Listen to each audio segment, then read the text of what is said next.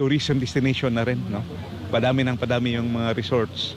And of course, naging tourist destination na rin itong kingdom ni Pastor Apollo Kibuloy.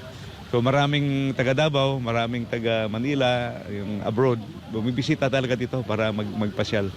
So one of the crowd gatherers, no? Destination, naging tourist destination na rin itong area ni Pastor Kibuloy.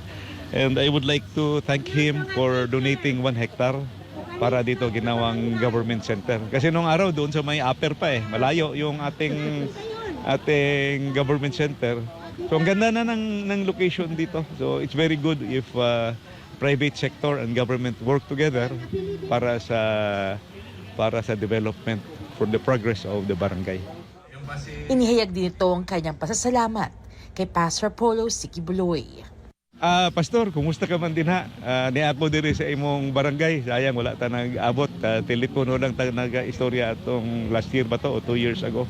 But rest assured ni ami diri isip usa ka taga Kalinan, karaan ka bang pud nga taga Tamayong. Ni ami mangampan niya nimo diri og sa grupo sa PDP Laban. Og of course sa hugpong sa taong lungsod, dili na mo pasagdan ang atong pinalanggang Mayor Rudy Duterte. Para sa Diyos at sa Pilipinas kong mahal, Jean Domingo, SMNI News.